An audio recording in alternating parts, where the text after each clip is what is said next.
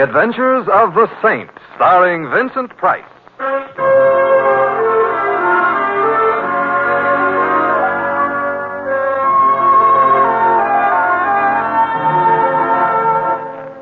The Saint, based on characters created by Leslie Charteris and known to millions from books, magazines, and motion pictures. The Robin Hood of modern crime now comes transcribed to radio, starring Hollywood's brilliant and talented actor Vincent Price as The Saint.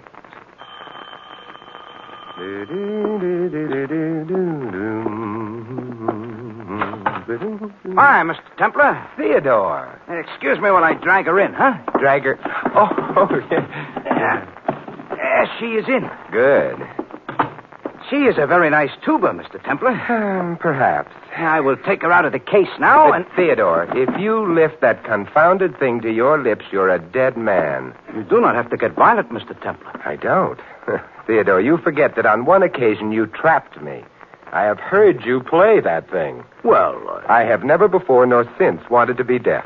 Well, Mr. Templar, I have been practicing since then. Are you trying to tell me you now play better? Well, louder. Goodbye, Theodore. I have got a problem. I don't doubt it. But not what you think. It ain't the neighbors. Oh, they've all moved out, huh? The landlord nailed my windows down. He's a man of genius. My problem is something else.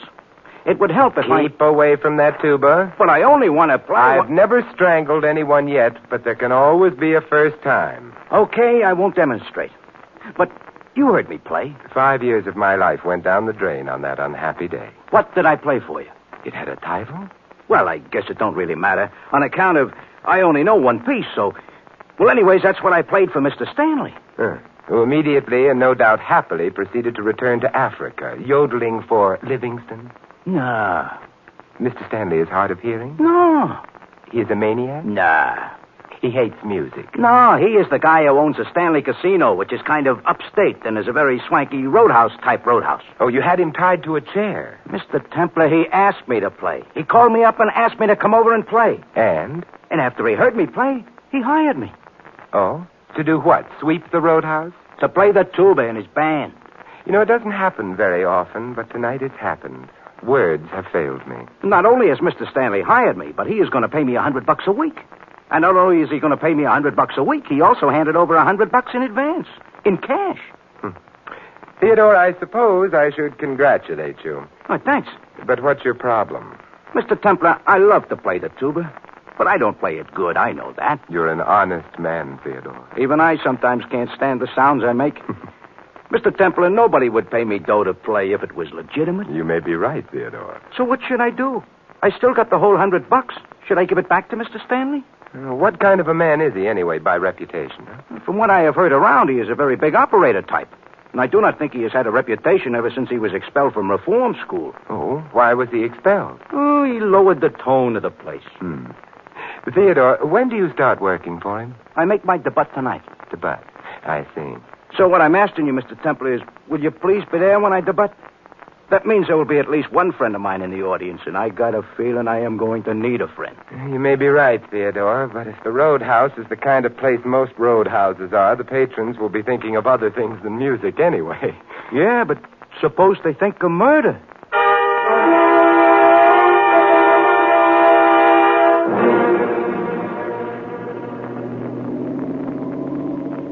Mr. Templar. Yes, Louis? It ain't none of my business. Will that stop you? No.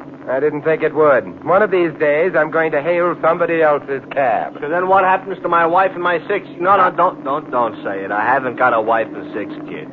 You never will have if you don't keep your eye on the road. Up here in the country, what could I run into? A tree. True. Yeah, but Mr. Templar, I started to ask you something. You're going to the Stanley Casino. The Stanley Casino is in the country. Westchester, Louis. Yeah, well, the same thing. Also, the Stanley Casino is a very romantic place. Fellas take their girls there. Now, you're not equipped with a girl, therefore... Why am I going there? To listen to a friend of mine play the tuba. Well, one thing you can say for that, it's different. It's also true. Yeah. Mr. Templar, I'm not saying I can understand why a guy would want to play a tuba in the first place, but maybe he's got a reason. But for somebody to voluntarily listen to him, then there's no excuse. I'm fond of Theodore, Louis. I have a feeling he may be in trouble. Oh, that I can understand. You see, he must have been hired for a reason that has nothing to do with his tuba playing.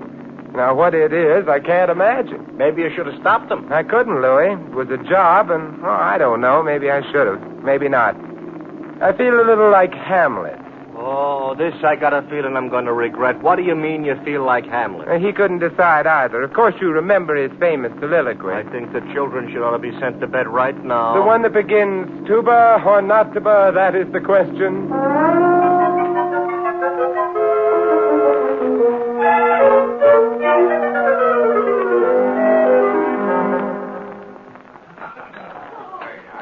Oh, it's a nice joint, Mr. Templar. So it is. Nice of you to ask me into dinner. Can you afford it? The prices are a little high, Louis. My steak would have bought a cow. Perhaps, but it wouldn't have bought a floor show. And judging from the decor, the floor will shortly have plenty to show. I wouldn't be surprised.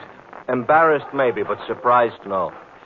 Hey, look, the band is climbing into the bandstand. Yeah, I noticed. Only trouble is... Oh, I don't see no tuba. No Theodore either. Maybe he got fired. Before he even started to play? No. Louis, Finished my dinner. Don't have to digest it for a while yet, so if you want to go pay a visit or something. I very definitely do. Come along. Okay. Only where are we going? Well, there's a door at the left of the bandstand. Several people have used it. We might try it.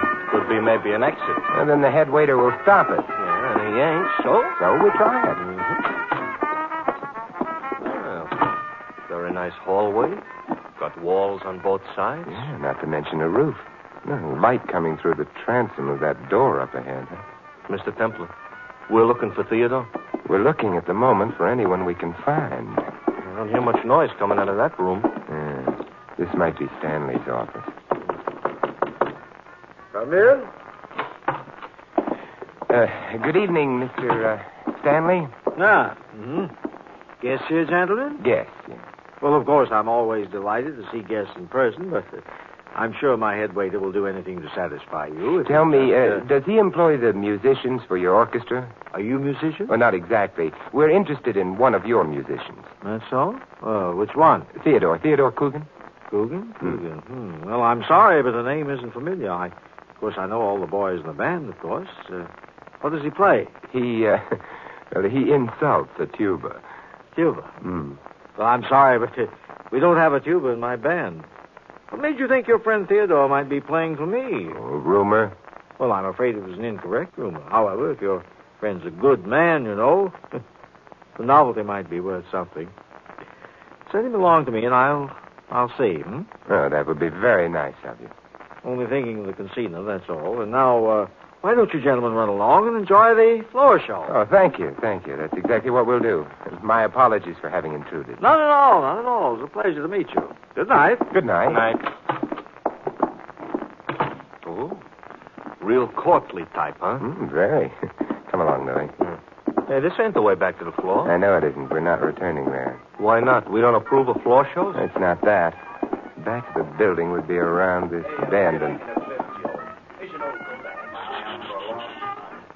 Come on, Louis. We'd better go back. Yeah. Mr. Templar, I could lend you a few bucks if you're short and you're trying to duck the dinner bill. You know, Thanks, Louis, but it isn't money I'm worrying about at the moment. This leads right back to the casino floor, which is bad. Therefore, we're left with... that staircase. We go up it quickly.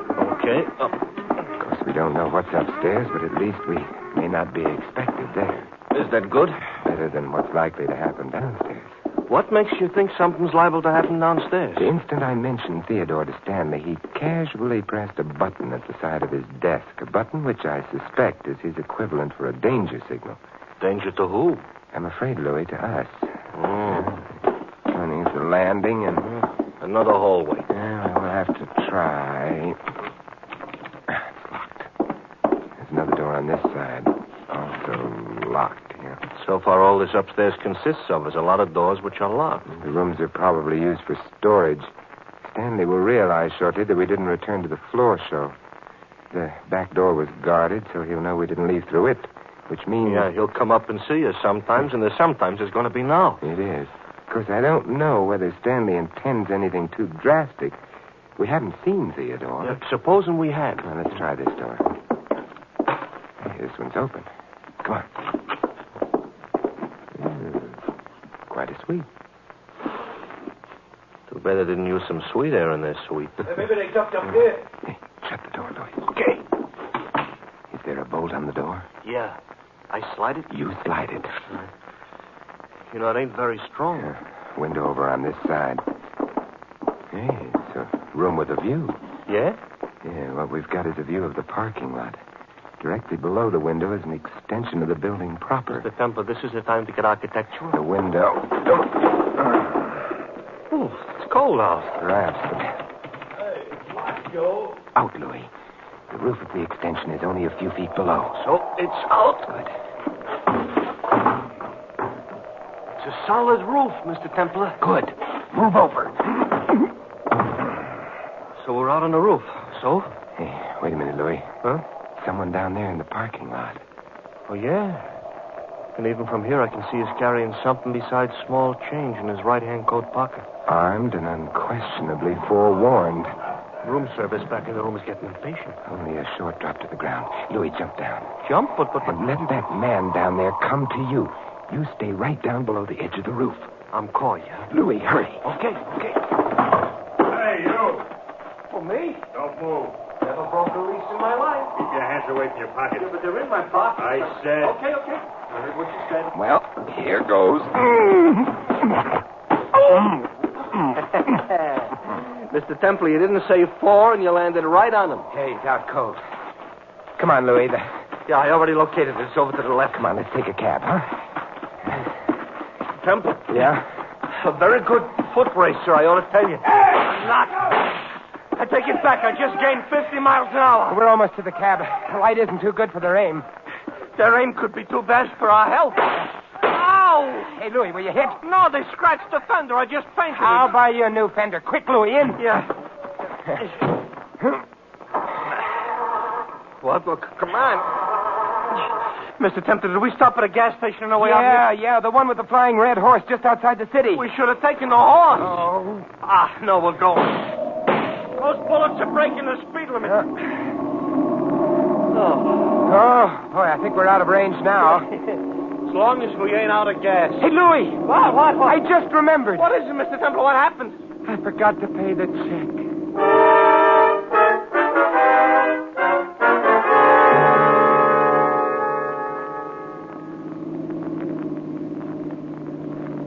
Mr. Templar? Yeah, Louis? I ain't as big a coward as I sound. Of course you're not. I'm bigger. Why don't we go home instead of visiting that tuba player? Louis, Theodore may be in danger. Uh-huh. And when they fire bullets at us, we're not in danger, huh? You mustn't forget, Louis, that Theodore has to worry about his tuba, too. Oh, this touches me. Okay, we'll help Theodore protect the tuba. But if we wind up in a hospital, who'll need a tuba? We will. A tuba toothpaste.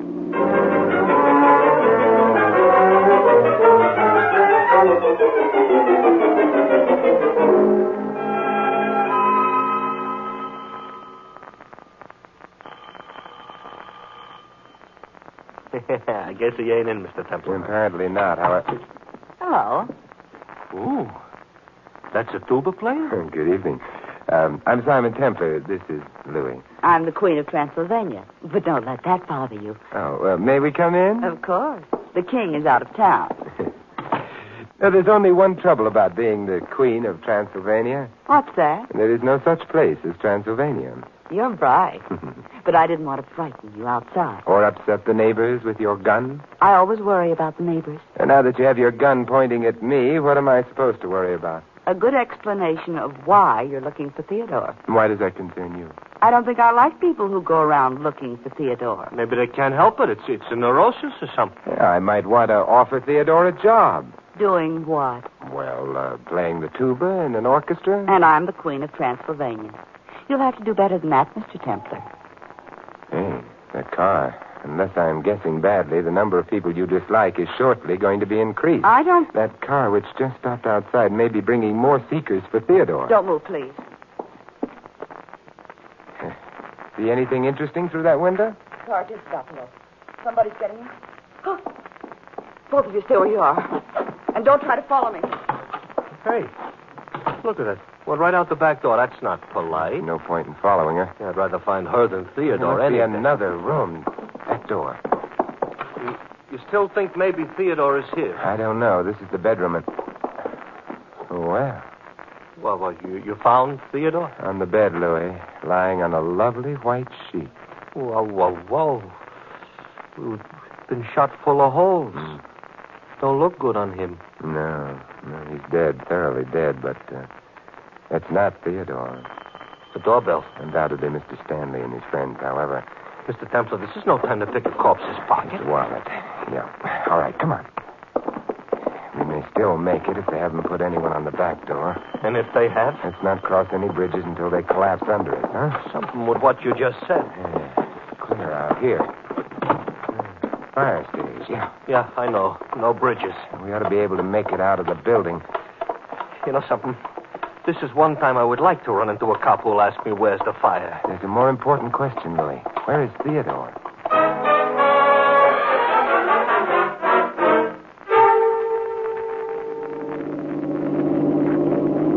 Look, Mr. Templar, ain't we had enough escapes for tonight? I don't know. Louis, the corpse back in Theodore's apartment was a man named Max Carter. Oh, that's why you swiped his wallet. There wasn't nobody around to introduce him to it. Yeah, that's right. Does that wallet also tell you why he was murdered? No. Therefore, Yeah? suppose we stop at the nearest drugstore. Mr. Templar, I couldn't eat a thing. That's not what we need a drugstore for. Now, look, there's one up ahead, Louis. Okay. Hey, no, Mr. Templar. Wouldn't you have thought that whoever killed that Carter guy could have been smart enough at least to swipe the wallet so that the body wouldn't have been immediately identified? No. I suspect it was very important to the killer that the body be identified, and quickly. I will say aha. Aha. This makes me sound smart, like I understood what you said. So now I can be a dope again. We're in the drugstore, now what? So we find a phone booth. Yeah, this one. Yeah. And we make a phone call. Well, if you'd have had a chance at least to get a phone number, I would know who you were phoning. But you didn't. So who you phoning? The police. Louis, I've got to find out who Max Carter is. Lieutenant Archer here. Oh, Lieutenant Simon Templar. The lieutenant just left for the upper Amazon. Good night. Well, what's the matter with the lower Amazon? Too low. Simon, what can I do for you? Who is Max Carter? Crook, drug addict, blackmailer. A wholesome little character. I see. Suppose he was found murdered. I'd give 3 cheers. And after that, you'd suspect whom? Killing Carter? Huh. Thousands of people. But the first guy I'd try to get in touch with would be a little tuba player named Theodore Coogan. Theodore Coogan? Why, Lieutenant? Well, Coogan was engaged to a girl named Wendy Breen. Very much in love with her. She committed suicide. Because of Carter, huh? Yep. So, unless Theodore had an ironclad alibi... Lieutenant, not ironclad. That went out with the bustle. Simon, why are you interested? In the bustle? No, in Carter. Well, maybe he has a bustle. Goodbye, Lieutenant. That's interesting. What is? Louis, I am about to ruin an old proverb. Oh, Mr. Templar, be careful. It's sometimes necessary to pay the piper, true. But then it may also be necessary to prevent him from piping. Mm-hmm. Let's get back to the cab.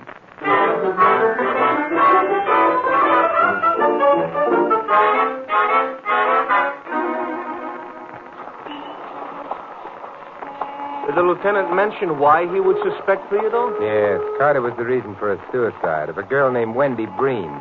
Theodore was going to marry her. Oh, that's plenty motive. Yeah. Okay, the cab. Well, where to? Oh, twice around the park. Huh? Mr. Templar, you're not the man you used to be. Don't be silly, Louis. The Queen of Transylvania has joined us. Uh-huh. I've been following you two. Well, we're flattered. When you stopped, I paid off my cab and decided to use yours. Oh, cozier? Cheaper. Mr. Templar, why were you looking for Theodore? I wasn't. Not in his apartment, at any rate. What were you looking for? You know that as well as I do. You'd better tell me anyway. You know, you really should have words with your dressmaker. Your revolver's showing again. Besides, do I really have to tell you? You were in the bedroom. No, I didn't have a chance to look. Go on, start the car. I start, Mr. Templar?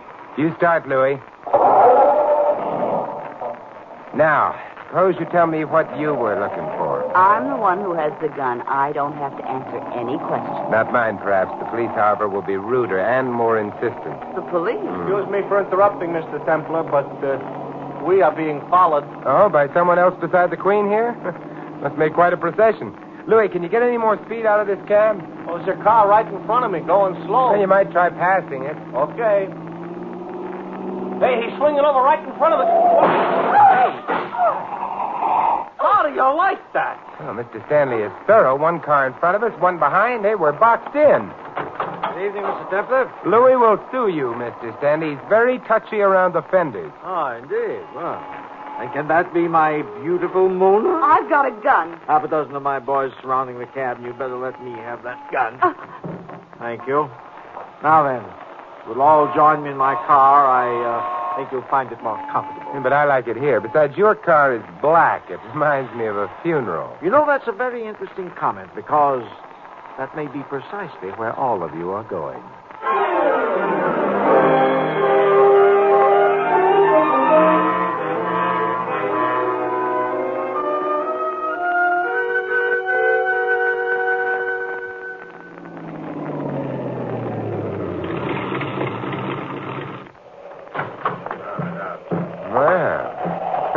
Stanley Casino, huh?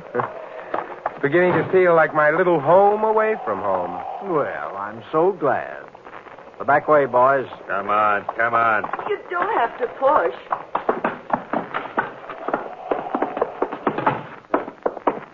My office. No one minds. Oh, no, my love? I don't mind. Good. Ain't you going to ask me to? No. But I mind. Shut up. All right. I just don't like to be overlooked. Now, make yourselves comfortable. My boys will remain here to keep us company. Now then, what to do about you? Not quite yet. Mr. Stanley, I need 5 minutes of your time. 5 minutes? Well, I might be able to spare them. Why would Mona here have wanted Max Carter dead? An interesting question. I suspect he was blackmailing her.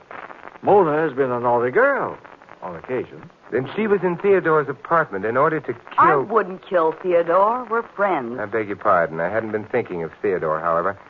Mr. Stanley, had you also tired of paying Carter off? The tense you're using bothers me, Templar. Oh, stop. You know as well as I do that Carter's dead. Oh? But, Mona, you told Louis and me that you hadn't been in the bedroom. How did you know Carter was dead? I just guessed. That's a very tired attempt, Mona. You know, Templar, you're the bearer of very welcome news. I am? Then Carter was blackmailing you, huh? Discreet silence. However, it's no longer worrying you, with Mona's admission. By the way, Theodore must be on his way home now, huh? I wouldn't be at all surprised. Although I can't understand why you assume I know anything of Theodore's whereabouts. No? Well, in that case, we may as well leave. Yes, I think so. Will you drop Mona off at police headquarters? I didn't kill Carter. I would have liked to, but he was already dead. My dear girl, I suggest that you save that impassioned cry for the jury. What jury? The one that will try her for the murder of Max Carter. Oh, but she won't be tried for that. She didn't murder Carter. Well, I thought... I'm sure the police would prefer Theodore. Theodore? Of course, Louis. We know he had a magnificent motive. Lieutenant Archer himself said Theodore would be in line for the chair unless he had an alibi. Yeah, but he's got an alibi. No.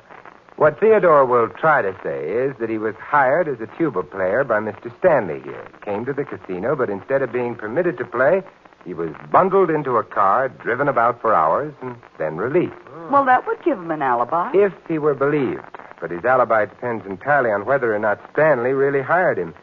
Mr. Stanley has already told us he didn't. Yeah, but he could be lying. Possibly, but after a jury heard Theodore play the tuba just once, whom would they believe?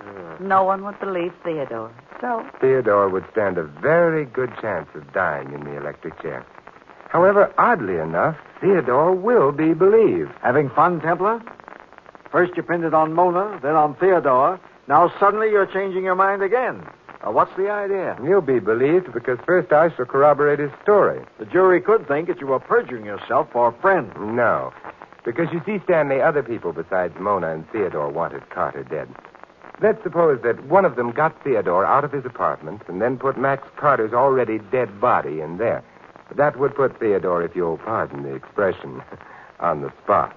Well, how would this theoretical person get Theodore out? By making him a fake offer of employment, by seeing to it that no one would later believe in that offer, by also making sure that Theodore would have no alibi for the critical time. Mm-hmm. That person, according to you, could only be myself. Well, that's a clever theory. More than a theory, Stanley. Carter was shot full of holes. That's how I described it. Yet the sheet on which he was lying on the bed in Theodore's apartment was a lovely white sheet. That's how you described it. But it should have been red with Carter's blood. Therefore, Carter was killed elsewhere and moved to Theodore's apartment. That does it, Templar, I'm afraid. If you'd been bright enough to keep your mouth shut. What's that? I suspect it's the police. I didn't notify them earlier because Theodore was in your hands.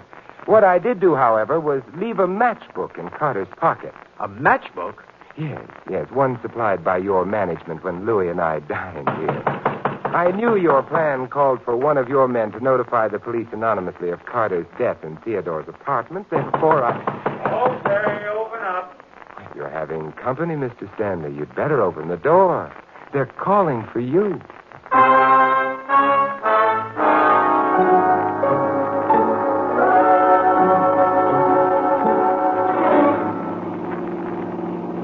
Well, Mr. Templar, we got through it alive. Perhaps, but will we ever be the same? Is that bad, Simon? Well, I never would have met the Queen of Transylvania otherwise, so... Simon. So? So long live the Queen.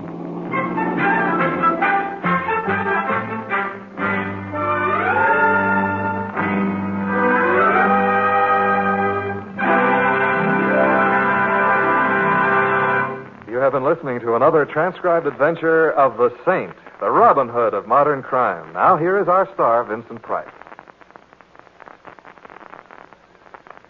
Ladies and gentlemen, almost by definition, freedom has been an integral part of America. It is the foundation upon which our political philosophy is based. And now we must reaffirm our faith in that philosophy. This is the sentiment expressed by the Crusade for Freedom. The purpose of the crusade is simple. First, to bring moral and financial support to a radio station operating in the heart of Europe itself. A radio station which gives the communist-dominated countries a chance to hear the voices of their exiled democratic leaders, to tell the world just what America stands for, and to bring the truth to the ears of subjugated Europe. To reaffirm your faith in freedom, join the crusade for America, for all humanity. This is Vincent Price inviting you to join us again next week at this same time for another exciting adventure of the Saint. Good night.